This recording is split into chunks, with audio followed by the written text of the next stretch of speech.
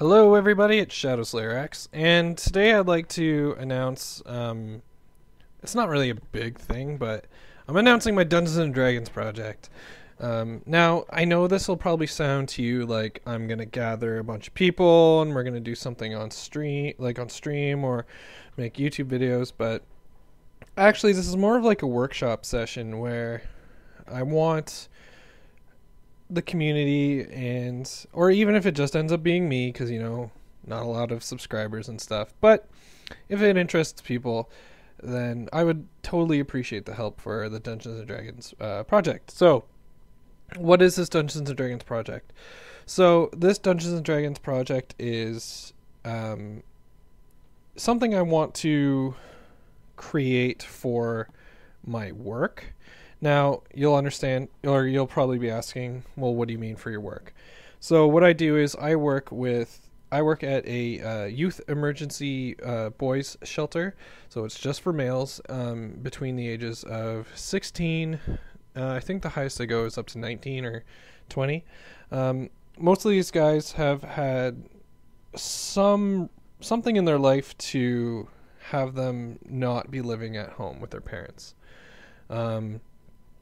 So for whatever reason, like the parents can't handle their kid, or the parents kick them out, or the parents just abandon them. Like it could be anything, and it could be worse. It could be even just as simple as the parents can't handle it and they kick them out, and then realize that what they've done is actually pretty serious. But how does that pertain to Dungeons and Dragons? Well, I've been currently into D&D myself on the side for a very long time. I've ran very few games for friends.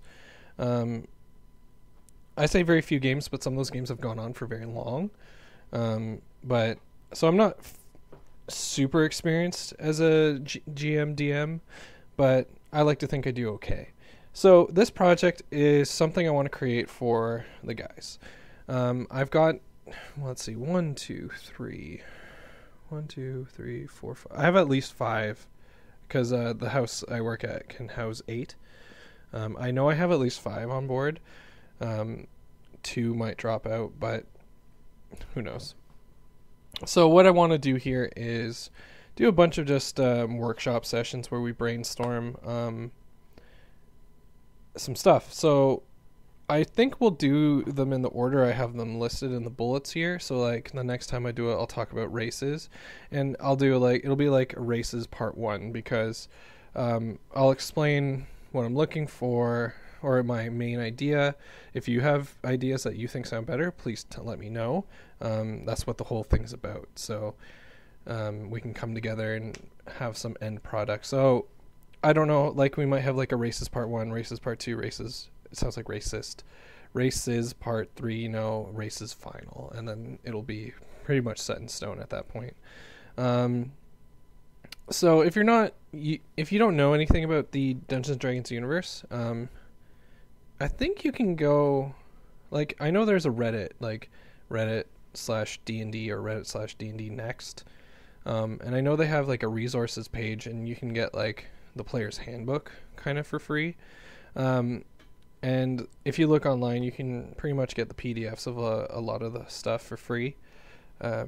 So the different races in Dungeons & Dragons, for those who don't know, I guess I'll do a brief overview, because we'll talk more about it in those videos, but the ones I've listed here, you've got in the main player's handbook, it has a certain amount of races, and that's it.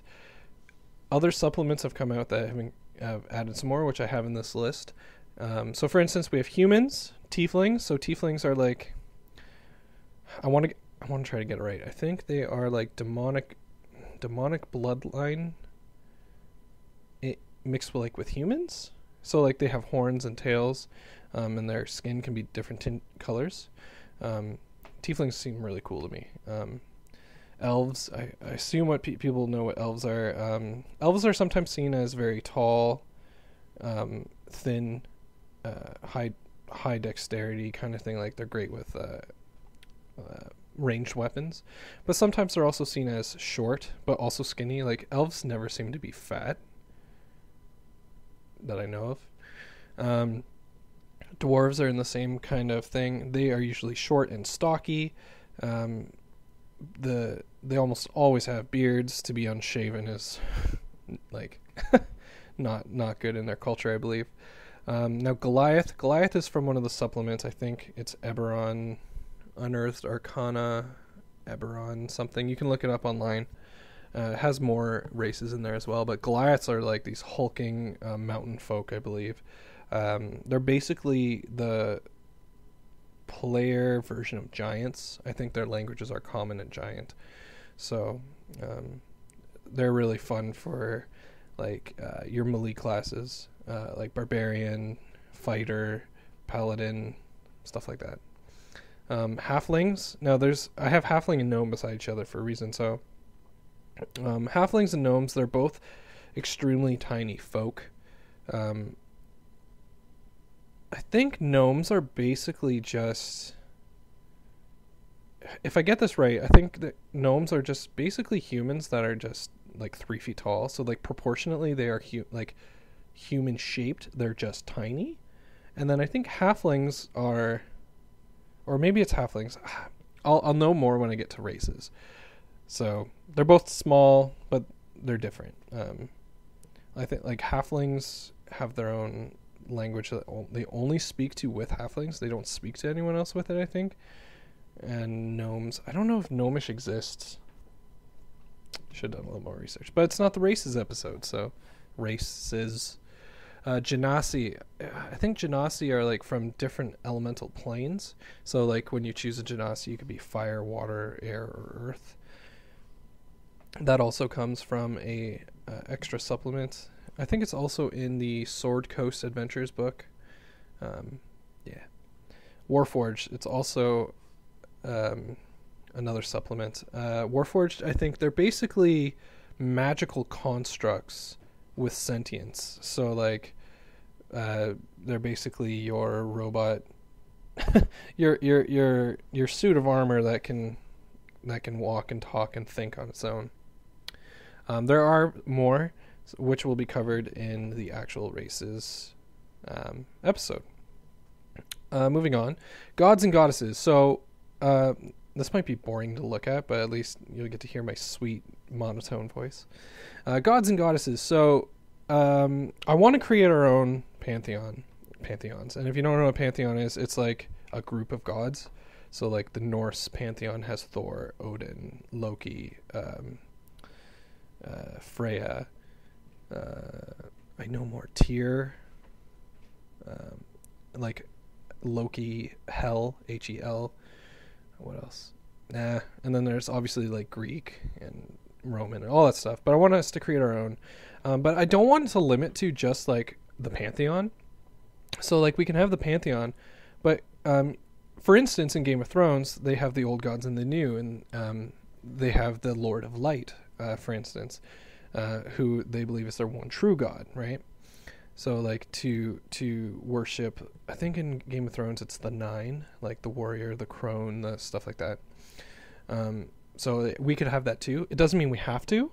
I just want to throw it out there as an option. And then also I wrote down elder beings, aka Cthulian, aka lost gods. So like the elder beings could be, for instance, it could be the last remaining god of a pantheon who is clinging like to small worshipping cults or something that's keeping them around. Or like they've latched themselves onto certain heroes or races, and they derive their power through that. Like for instance, we could have an elder god that controls an orc tribe in the country like a certain province in the country we create, and for every soul, for every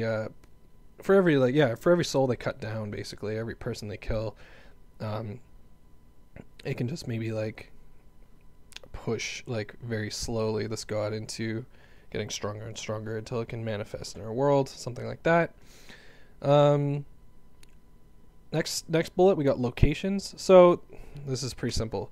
So we can create our own villages, our towns, cities, countrysides, coasts, islands, caves, ruins, anything that you can determine as a location. So and I mean this in 2 ways. So locations, like we can create a village by writing down like the village of Nordoon. Nordoon has 200 people, and it has one, like its main feature is that it has a blacksmith, because other villages don't have, like, you know what I mean? Like if you live in a village, you got to go hunt, or you have to go to the city or the town, like an actual town, to get some stuff. And then the second fold part of that is if people feel so inclined to actually create the battle hex map of it. So you would have like your square, like you can create the map and then like overlay a grid over top. That's always cool. And there's plenty of that stuff, like I think on Reddit, like I mentioned before, you can go to D&D Next, and the resources and stuff, you can find like free maps, free tiles, stuff like that. NPCs, this kind of goes along with locations basically. So when I say NPCs, I don't mean every single NPC, unless people want to, like, say you're creating the village and you want to create like, oh, I don't care so much about all the NPCs, but I want the innkeeper to be named Barton Lagomi, and Barton Lagomi has this about him, blah blah blah. So, but yeah, so if you want to create an interesting, cool character, like I'll go over like in that video, like requirements, what I'm looking for, or if people want to show different like tables they've created. So like the way you can create an NPC through the Dungeon Master's Guide is they have a bunch of rolls you can make. So you can roll for personality. So you can roll a d20 and you can get like, he's an angry person, he's a happy person, like stuff like that.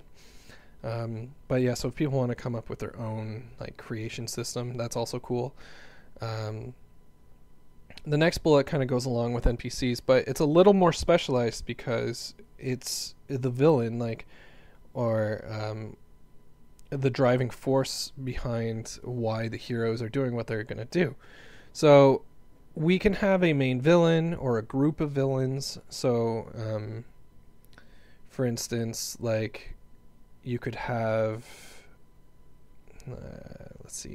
you could have like someone who's named themselves king of an area, and they've allied a bunch of races or a bunch of rivaling tribes or something, and they've created a decent enough force to threaten the peace that has been going on or whatever. Like maybe they've been kept at bay, driven back to their own homeland, stuff like that. Also with villains, you can also come up with cool henchmen. So good examples of interesting henchmen can be like anything, like henchmen from video games, henchmen from movies. Like for instance, a lot of people really like Dave Bautista's character from Spectre, the newest 007 movie.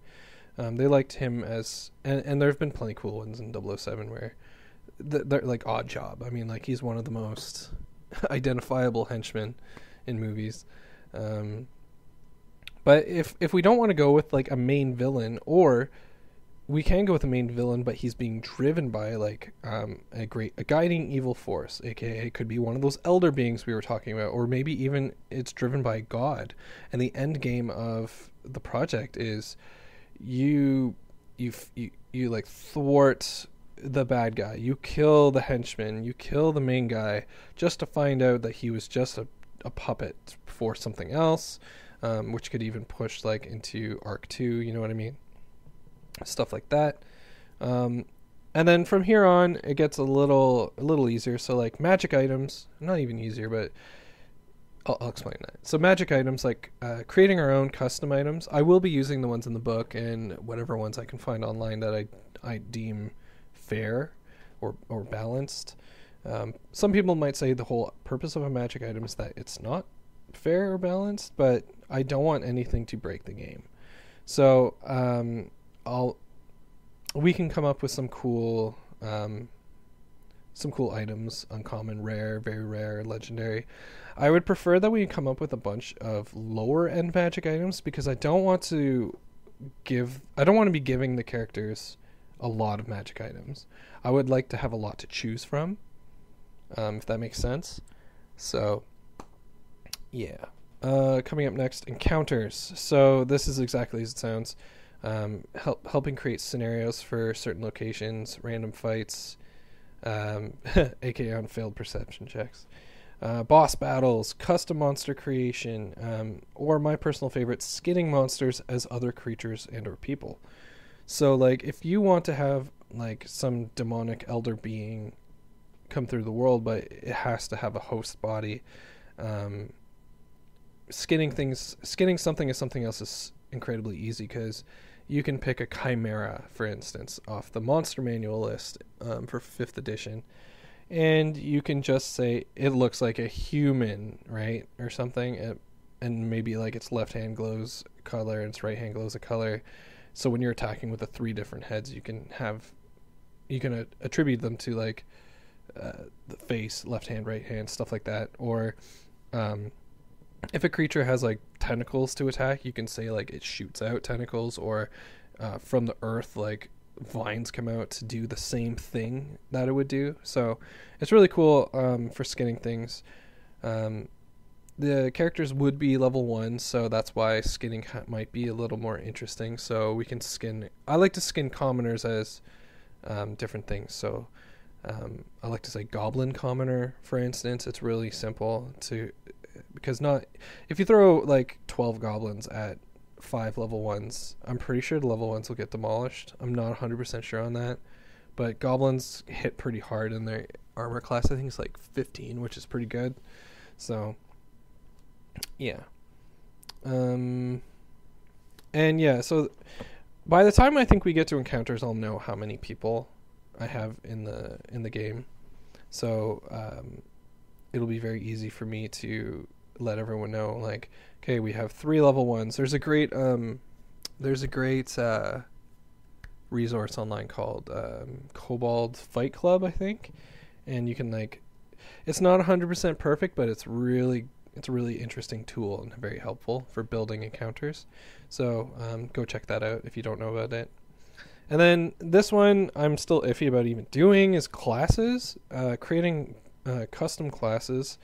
So trying to create new experiences in the game that other classes don't give. Like, I know that in different D&D, like 3.0, 3.5, 4, they had different classes, and in the expanded lores and books and stuff, you could go a bunch of different places and stuff. But yeah, I was thinking if people are so inclined, like I can try making one. I'm not good at it, but I'd be willing to try to create something new and then put it out to the community and see what comes back. I know I'm missing something for this whole spiel, but I can't put my finger on it right now. But anyway, that is the idea so far. I think it'll be a fun little side project. I love world building. That's basically what this is, like universe building. And I wouldn't want to do it with anyone else but you guys. I know I'm not super popular enough to have thousands and thousands and thousands of people who are contributing their ideas in the comments, but honestly, sometimes it just takes one person commenting to spark an idea. You know, like someone like one comment might be like, why don't you skin a dragon as a rabbit? And then I don't know, but it's actually and the innkeeper's pet who's keeping him protected. And then like, you know, like from that you just build it. You can go from like one small idea and it builds into something else to something else to something else. So yeah, I'll probably do at least one video of all these, and then I'll wait to see if people latch on to the idea, or if people think it's stupid, or it just falls into and like, if it just fades into the darkness because no one comments. So, yeah. The Dungeons and Dragons Project 5e. Let's build a universe. Alright. I've been ShadowSlayerX. I hope that this is as interesting to some people as it is to me. And I'm just to remind you, like, I am doing it for the boys of the youth shelter. And hopefully they have a good time with it. I could always run campaigns just like the canned adventures, but I want it to make it more personal, and like, we built this for you guys. Like, this is your guys' adventure, and then when it's done, I'm gonna like once it's polished, I'll put it up here and everyone can use it. That's ultimately the main goal of it. So yeah, okay. I think I've blabbered on long enough. I'll see y'all next time. Peace.